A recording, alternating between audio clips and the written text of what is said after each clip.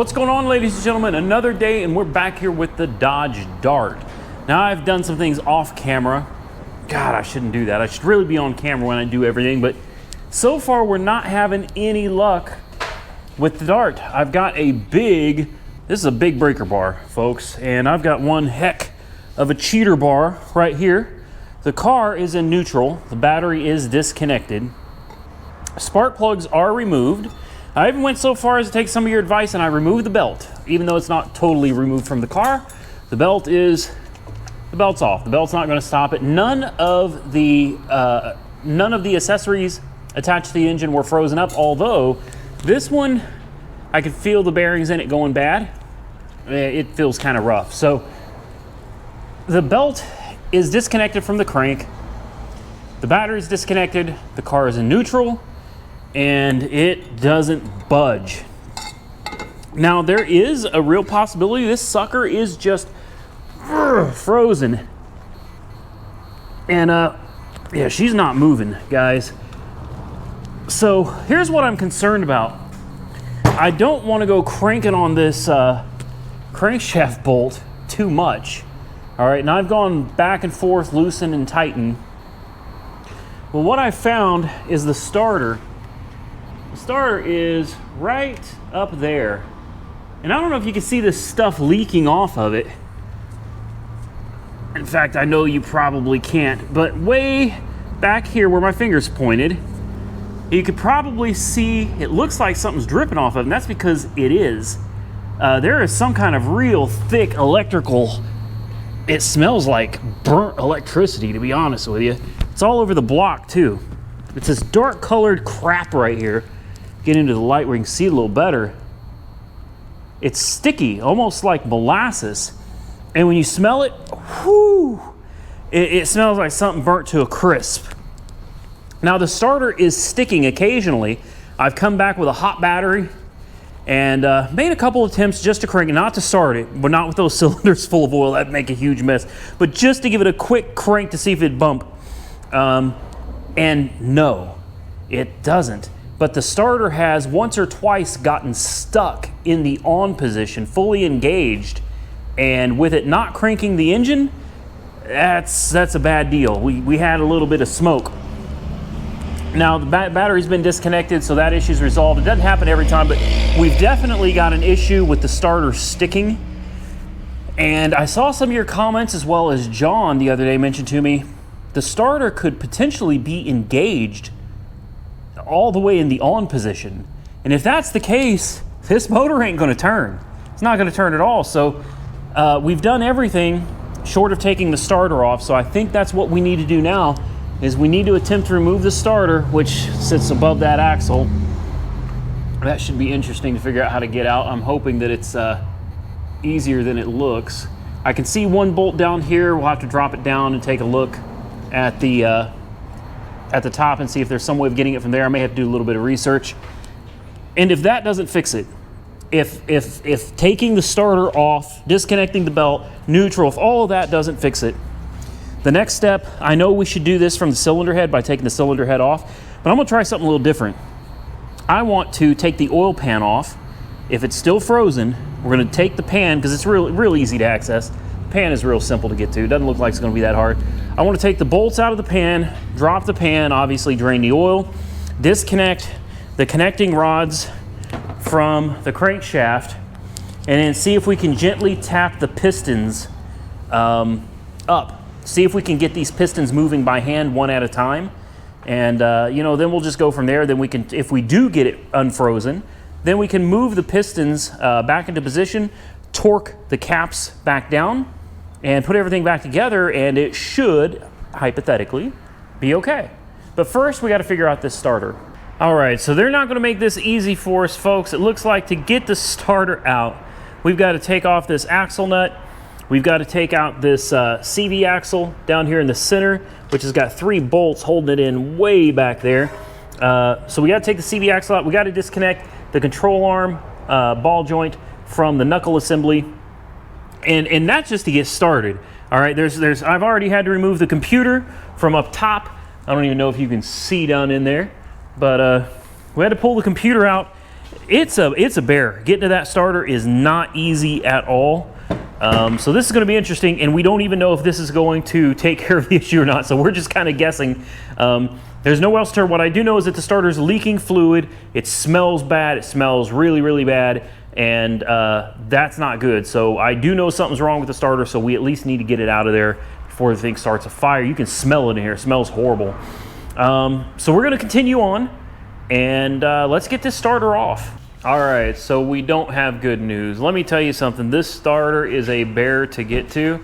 The starter definitely has stuff oozing out of it all over the place, and it is way up here. I showed you this earlier, but the starter is right there. She's a bear. Now, there's only 2 bolts holding it in. The bottom one is easy to get to, but the top one required removal of a lot of stuff that to me seems just ridiculous.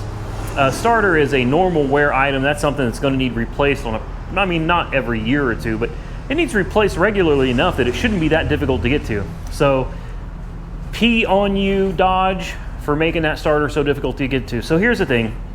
I finally got both the bolts out, and she ate me up pretty good with fiberglass, which is to be expected. Whatever. The car wanted to, wanted to box, and inevitably I got the starter loose from the transmission. Now, to take the starter out, you gotta, like I told you earlier, you gotta take the ball joint off, pull the axle. It's a real PITA. So I didn't go through all that. I figured what we need to do is get the starter loose from the engine. Once we get it pulled away from the motor, we should be able to know for sure if the starter is jammed up in there and causing the engine not to turn over. Well, unfortunately, I got bad news for you guys. I got the starter out, and the engine is still frozen solid. So the belt's off, the starter was off. I put the starter back, since obviously that's not the problem. Now we do what I said we we're gonna do. We drop the oil pan. We're gonna drain the oil, drop the pan. Let's take a look inside the engine and see what we can find going on inside of this thing. All right, so the good thing about this oil pan is it looks like it should come off pretty easily. It looks like all the bolts are easily accessible. The only thing in the way is this compressor, and I think, I've never done this before, but I think if we take this bolt right here out, and then we take the bolts out of the bracket that go through the oil pan, we should be able to remove this bracket assembly right here and still leave the compressor hanging by the other bolt up top. So we're gonna try to do that and get this oil drained out and see what we can find up inside this motor. All right, so it worked exactly like I figured it would. We got all of the bolts out of the pan. We took the air compressor bracket off that went right here. We've got a 10 mil there, and then this is a 1/2 inch, something like that anyway. Uh-oh, we dropped it. Now we need to get a 10, and that should be the last bolt. And we should probably have to beat on it a little bit to get it off, because I believe this pan uses silicone. A lot of manufacturers are now holding everything together with silicone. So get up here, that is last bolt. Dropped it. Before we go any further, I don't want to just leave bolts on the floor. So we're gonna pull these over here, drop them here. And Tim, you can see if it wants to come down. I don't think it's gonna want to. So I'm gonna take my BFH, that stands for Big Frickin' Hammer, if I can find it. It was right here. And we're not gonna beat the holy crap out of it, we're just gonna tap on it and see if we can loosen it up. You have to move over this way. Just keep pressure on it.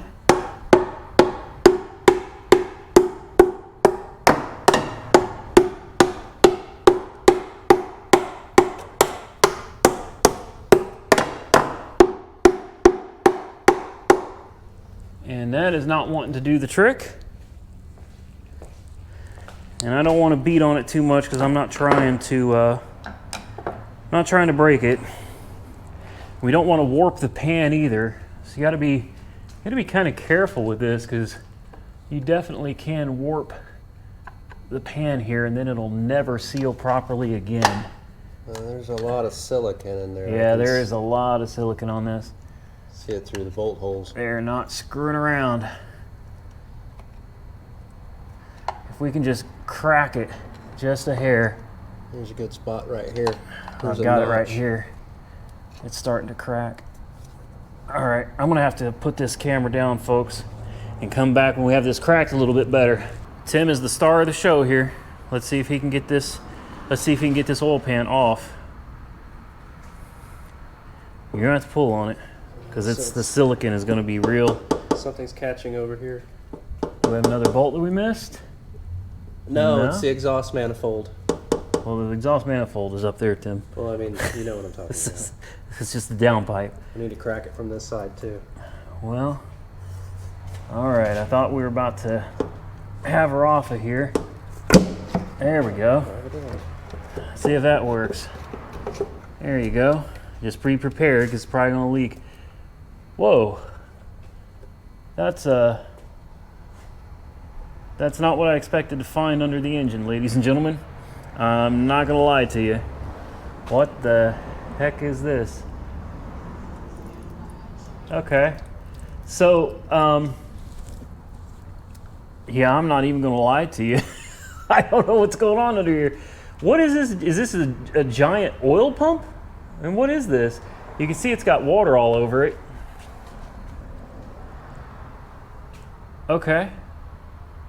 I don't know. I guess it's been a while. I haven't worked on one of these new cars like this. Yeah. I'm kind of at a loss for words here, folks. If someone can comment and tell me what this is, that would be awesome. And I would say, well, we'll just disconnect it, but it's got a chain that runs to the crank. This is very interesting for me. What I really needed was to get to the rods, and I needed to pull the rod caps off.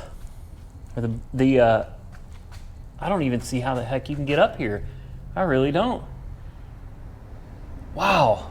Okay, I gotta do research. Take a look at what's in this pan, though. Cat food. Look at this. Look at all this. This is nasty. This is real nasty. Okay. Yeah, I'm kind of at a loss. This is not what I expected to find at the bottom of the engine. Normally, you know, you open up an engine and you've got your rod bearings and your main caps and everything in there. And this is, I don't know what the hell that is.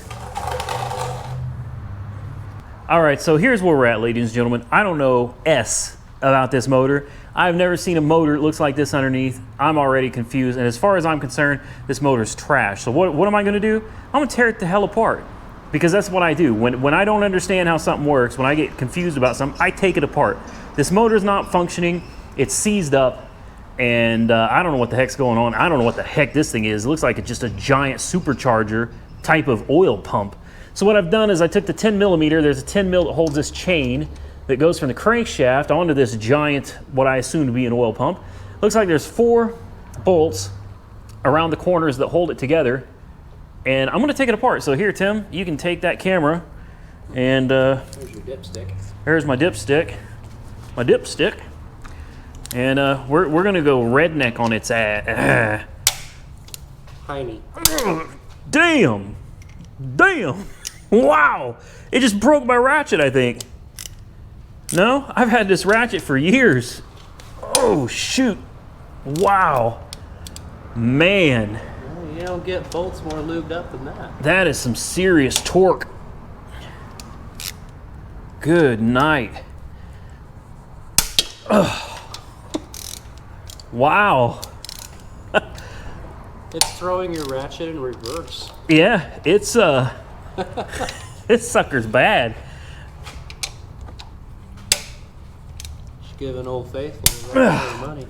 Wow, I really have. I've had this ratchet forever, and I've never seen it act like this. There we go. All right. Now, are there any other bolts hiding up there? It doesn't look like. It looks like these 4 are what hold this, whatever this thing is, on. What happened to engines? You know what I mean? There it goes. There she goes. Oh, she's peeing now.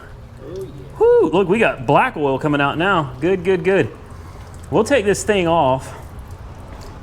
And maybe, you know, maybe something is screwed up inside of it. I don't know, that's causing the engine not to turn. I don't think that's the case, but either way, I want to get this thing off my motor here.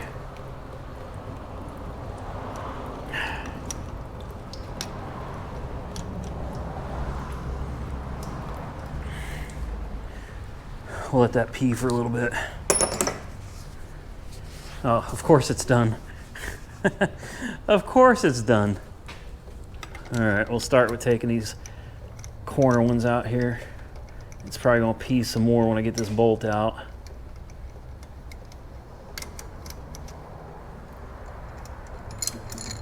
Wow, that is a long bolt.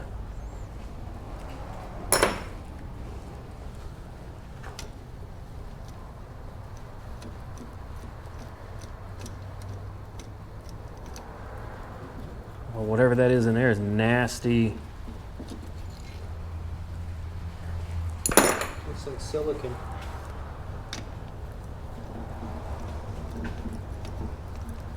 This has to be an oil pump. I've never seen an oil pump this big. This thing is massive, dude. I reckon me so. Oh, Tell you what. oh, there's the crank. Whoa. Oh, wow.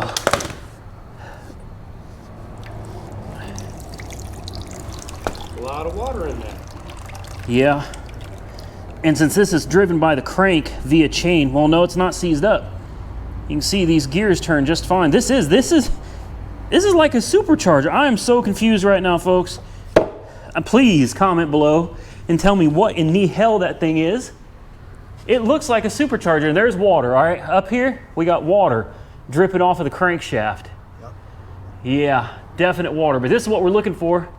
We're looking for our, oh man, this one goes great. Great, so we got rod number 1, 2, 3, and 4. This looks very weird.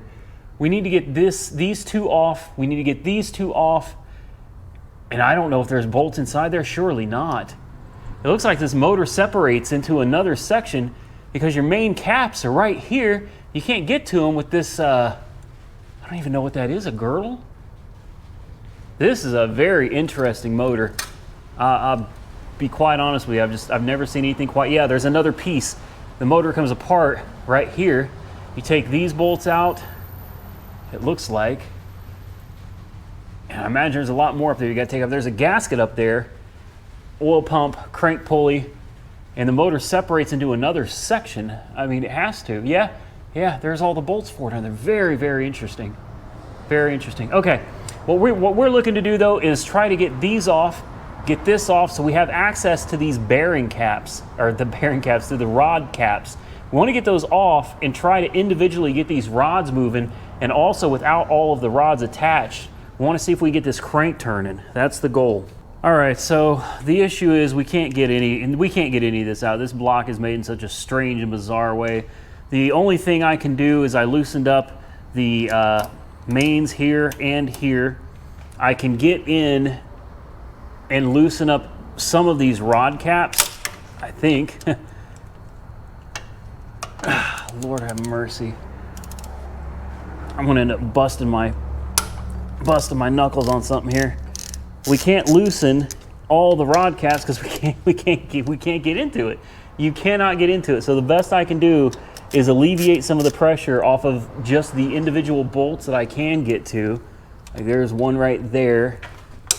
We can take some of that pressure off of the crank, off of those journals, and hope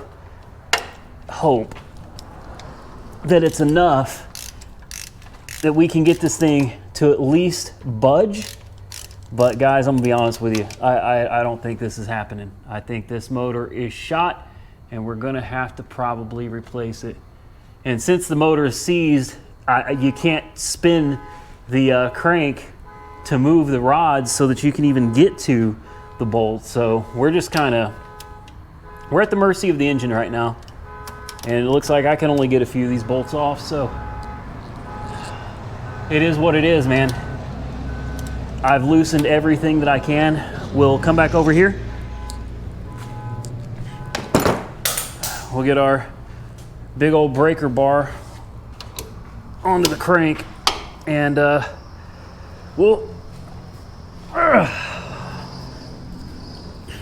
she ain't budging. She ain't budging. No. The bolt's turning and going to end up snapping. It's what's going to happen. But no, this motor is seized up tight. I think that's going to be the end of it. Ladies and gentlemen, we just can't win here.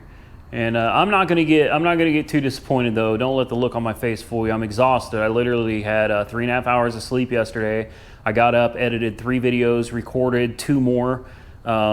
It's been a real busy day with no sleep. So please don't misunderstand and look at me and go, wow, this guy is just beat down.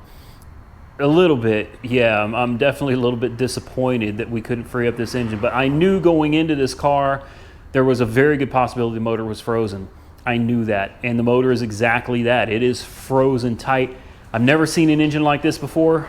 This is not the newest car I've ever worked on. So I'm a little surprised that this is what the internals of the engine look like. Very, very different from anything I'm used to. You know, I'll come back and I'll start hitting this tomorrow. I guess what I need to do is start sourcing some engines. I think I found one. I found one in Tulsa. If I remember, it was $400.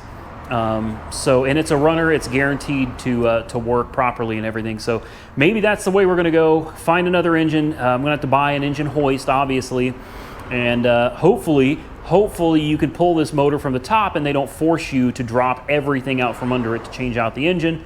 But I'll be quite honest with you, I won't be surprised if that's what it takes. So far working on this Dodge Dart, this is not they didn't make this very easy for people to work on, especially for such a budget-minded car. This car is like really targeted to toward people that want a nicer, newer car, something sleek. It's got a great body style to it, great lines. It's a beautiful car. I really do enjoy it. I think it's a great looking car.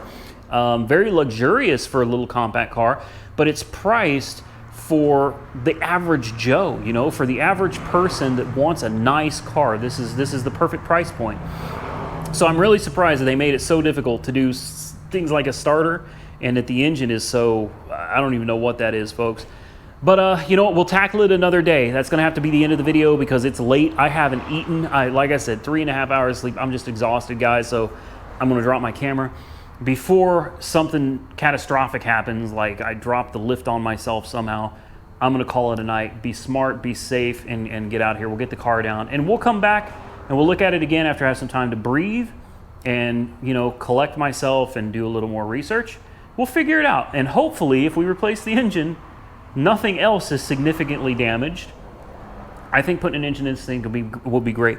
Also, it's also worth mentioning, this thing is loaded to the gills for a Dodge Dart, man. It's got a backup camera, and not only does it have the backup camera, this light back here, this middle light, lights up. And I had someone tell me that they don't all do that, that only like the top trim ones have this middle bar that completely lights up. I turned the headlights on earlier, and it lights up from the side lights all the way around in red, kind of like a Challenger or a Charger.